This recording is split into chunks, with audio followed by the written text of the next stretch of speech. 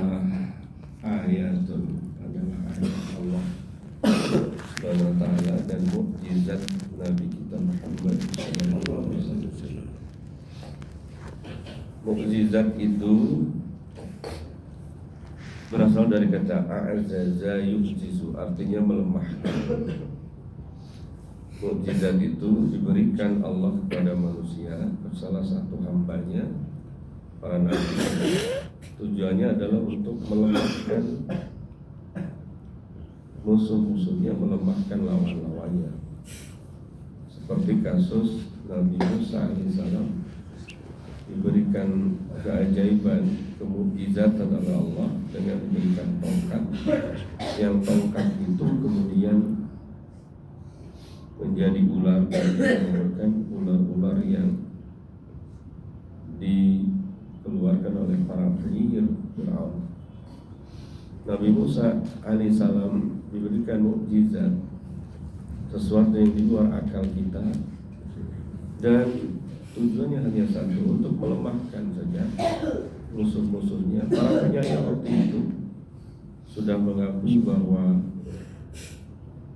ada kekuasaan yang lebih besar di atas kekuasaan para penyihir mereka itu. Tapi Fir'aun mengatakan, kalau kamu ikut Musa alaihissalam, Tuhannya Musa alaihissalam, maka mereka akan disalib, mereka akan dibunuh. Pada akhirnya mereka ikut apa yang dikatakan oleh Fir'aun. Nabi Isa alaihissalam diberi kekuasaan oleh Allah. Atas izin Allah dia bisa menghidupkan manusia yang sudah mati dan sebagainya, hanya untuk membuktikan bahwa ada kekuasaan di atas manusia. Cerdas-cerdasnya manusia, ada kekuasaan yang lain. Nabi Ibrahim alaihissalam ketika rakyatnya sudah, para ulama mereka, ya, para pendeta mereka marah, kemudian Nabi Ibrahim alaihissalam diberikan. Tetapi ada sesuatu yang sangat ajaib, di mana ada sesuatu yang tidak bisa dibakar oleh api.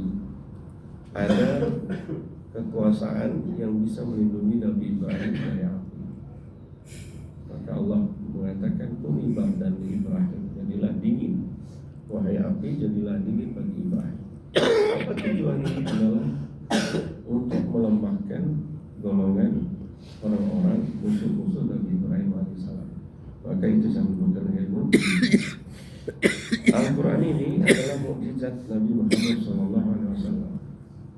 Kemukjizatannya abadi, yang akan kita dapatkan dari mulai ayat ini turun sampai pada akhir. Kalau kemukjizatan nabi-nabi lain biasanya berupa fisik tadi, dibakar, tidak mempan, bisa menyembuhkan penyakit yang susah disembuhkan, bisa menghidupkan orang mati. Tetapi mukjizat Nabi kita Muhammad SAW berupa Al-Quran yang terus-menerus digali kemukjizatannya, keanehannya, dan kebenaran Al-Quran ini dari mulai turun sampai sekarang. Maka para ulama ada yang membagi kemukjizatan Al-Quran itu dengan berbagai macam. Ada yang disebut dengan mukjizat ilmiah, karena Al-Quran itu juga sering sekali menyerukan, mengisyaratkan isyarat-isyarat ilmiah yang memacu para ilmuwan untuk meneliti dan mengungkap kebenaran. Ada mukjizat sejarah. Mukjizat sejarah itu bagaimana Al-Quran mengungkap fakta sejarah yang sekarang ini terjadi. Ada mukjizat bahasa, bagaimana Al-Quran memberi bahasa itu, dan bahasa itu dianggap paling baik menurut orang-orang Arab. Oleh karena itu hari ini, pagi ini secara singkat saya akan mengubah salah satu mukjizat yang berkenaan dengan sejarah, khususnya sejarah Fir'aun yang waktu itu pernah hidup sekitar abad 3 sebelum Masehi. Fir'aun itu, Bapak Ibu sekalian, bukanlah satu raja saja, bukan seorang raja. Fir'aun itu adalah turunan-turunan raja yang kira-kira hidup. Fir'aun pertama itu 3 abad sebelum Masehi, kemudian berketurunan sampai 30 keturunan. Jadi istilahnya Fir'aun itu adalah Farainah, tidak saja Fir'aun satu tetapi jamak namanya Farainah. Kalau Bapak Ibu nyebrang sedikit ke Mesir ke sana sekarang, sayangnya tidak bisa Pak ya. Di sana ada museum namanya Museum Nasional yang besarnya mungkin, ya saya susah membayangkan karena saya mengelilingi museum itu 1 minggu tidak selesai. Dan yang paling banyak museum yang ada di Mesir itu adalah museum warisan Fir'aun, museum warisan kerajaan Fir'aun. Dari mulai orang-orang yang disebut dengan mumi-mumi itu. Yang kedua adalah alat-alat yang dipakai ketika itu, patung-patung yang disembah pada itu yang tingginya bisa 7-10 meter. Kerajaan Fir'aun ini posisinya sebenarnya ada di sebelah utara, di dekat Sudan ya. Kalau nyebrang itu ke Sudan, dekat bendungan. Di sanalah kerajaan Fir'aun. Sedangkan yang ada di sekarang yang disebut dengan piramid itu sebenarnya kuburan, bukan kerajaan. Orang-orang yang mati di sebelah utara kemudian dikubur di sebelah selatan, dekat dengan Alexandria, dekat dengan pantai dan Kairo sekarang. Jadi Mesir itu dibagi dua. Ada yang Bahri itu artinya yang dekat dengan laut, dan ada Kairo yang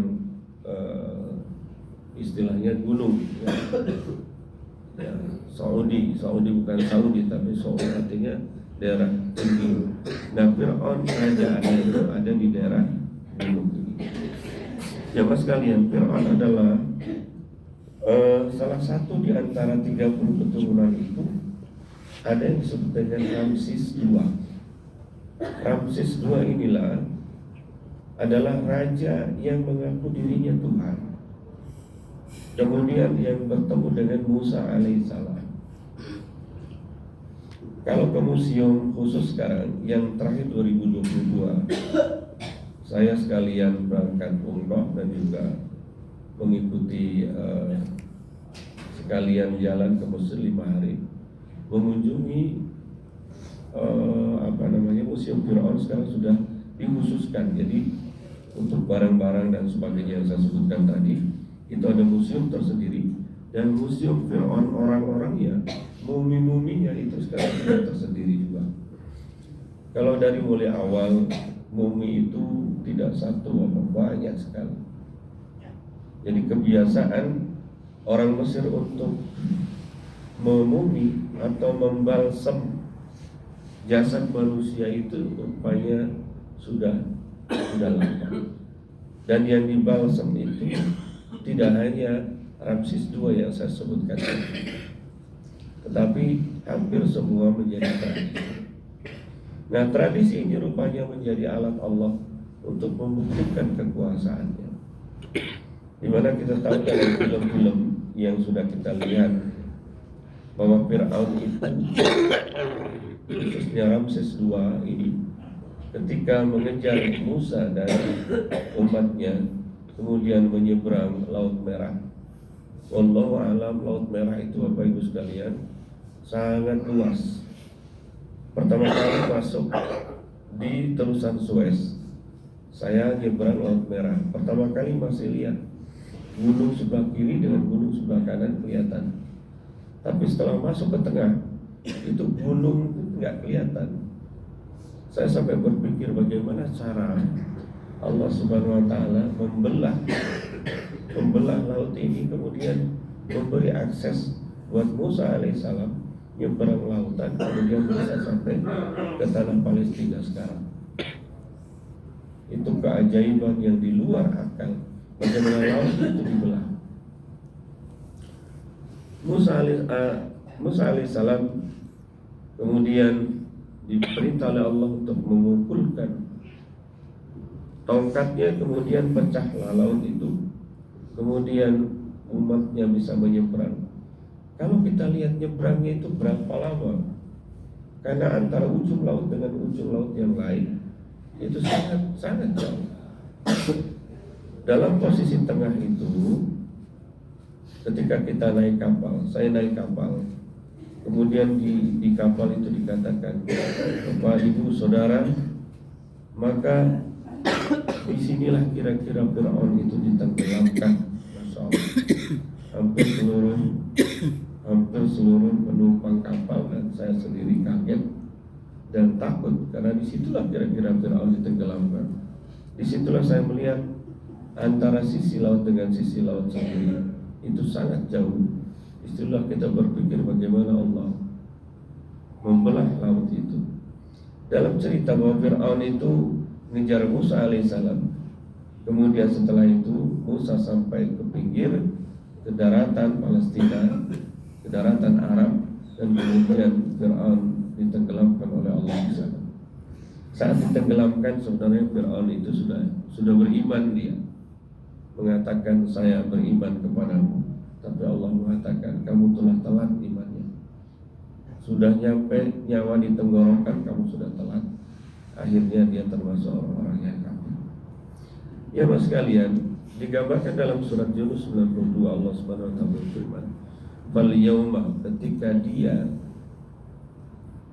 di lehernya sudah ada nyawanya, hampir keluar.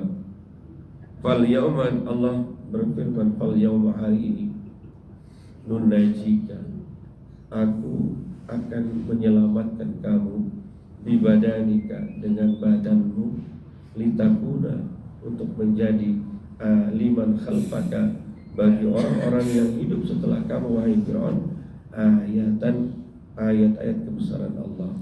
Wa inna katsiran minan nasi, sesungguhnya sebagian besar minan nasi manusia, an ayatina laghafilun, tentang ayat-ayatku rata-rata manusia itu ghafilun, orang-orang yang bodoh dan orang-orang yang lupa.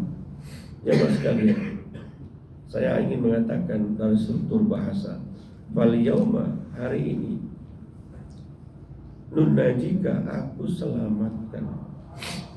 Yang menjadi heran adalah bibadanika, diselamatkan badannya. Jadi Fir'aun sampai sekarang diselamatkan badannya itu seperti apa maksudnya? Jamaah sekalian, Fir'aun tentu, Ramses II itu tentu berabad-abad lama meninggalnya di tengah lautan, sampai datangnya Al-Quran ini sekitar abad-abad 16. Tetapi Al-Quran sudah mengatakan Fir'aun yang lama tenggelam itu kemudian dikatakan pada abad ke-6, "Nunajika, aku selamatkan badanmu wahai Fir'aun." Ternyata Bapak Ibu sekalian, di abad-abad modern ini seorang Prancis menemukan di antara Fir'aun yang selamat, Fir'aun yang selamat, yang berupa mumi-mumi sekarang ini, kemudian ditemukan salah satu di antaranya ada garam di lehernya, Kemudian diteliti, ternyata Fir'aun inilah yang disebut dengan Ramses II itu, yang pernah tenggelam di laut. Saya mendapatkan cerita ini ketika berkunjung ke Fir'aun 2020, 2016, 2006 dan 2022. Saya yakinkan penjaganya, saya katakan, coba benarkah ini Fir'aun Ramses II ini? Dia ceritakan bahwa Fir'aun ini spesial. Fir'aun ini spesial daripada yang lain. Kenapa? Ditemukan oleh seorang Prancis bahwa di lehernya itu ada garam. Semuanya tidak ada. Mungkin saja jamaah sekalian, ketika Fir'aun dulu ribuan tahun yang lalu meninggal, semua Fir'aun itu mungkin semuanya di bumi, diabadikan oleh orang Mesir. Bahkan dulu orang Mesir waktu itu mengabadikan Fir'aun ini, belum tentu bahwa yang diabadikan di bumi itulah rajanya, karena semuanya orang yang di bumi dimasukkan di dalam museum itu. Tetapi diakhiri dengan penelitian orang Prancis yang mengatakan, Quran mengatakan badan Fir'aun itu sebenarnya diabadikan. Maka ada penelitian kemudian dilihat ulang mayat-mayat yang abadi itu yang sampai sekarang itu ada, dilihat ulang, ternyata ditemukan salah satunya mengandung garam di lisannya. Oleh karena itu bisa dipastikan bahwa itu adalah Fir'aun Ramses kedua yang sekarang muminya ada di Museum Mesir, dan tulisannya jelas, dari sekian mumi itu tertulis Ramses kedua itu. Jamaah sekalian, itu adalah mukjizat sejarah bahwa Allah tidak semata-mata mengatakan di dalam Quran ini, al-yauma nunajika, aku selamatkan badanmu dibadanika. Itulah kebenaran hak, itulah kebenaran sejarah dari Al-Quran yang sampai sekarang bisa diklarifikasi. Nabi kita Muhammad SAW ketika mendapatkan wahyu ini mungkin gak paham. Nabi tidak paham sejarah, tidak paham bagaimana sejarah Fir'aun, karena Nabi hidup di abad ke-6, Fir'aun meninggal ya mungkin abad-abad pertengahan Masehi, ya, atau bahkan sebelum Masehi. Lalu bagaimana Nabi tahu tentang sejarah Fir'aun? Yang mengabarkan bahwa badan Fir'aun masih ada sekarang adalah Al-Quran, dan itu diteliti oleh para peneliti modern. Nabi pun, Nabi Muhammad tidak tahu, karena Nabi tidak tahu sejarah. Oleh karena itu, inilah kejelasan, inilah mukjizat Al-Quran yang beberapa kali mengisyaratkan kebenaran sejarah. Nah, kalau di dalam Quran dikatakan diselamatkan badannya, maka sedang badannya ada di Mesir. Mudah-mudahan Bapak Ibu sekalian sempat untuk pergi ke sana dan mudah-mudahan menyaksikan kemujizatan Allah Subhanahu wa taala. Assalamualaikum warahmatullahi wabarakatuh.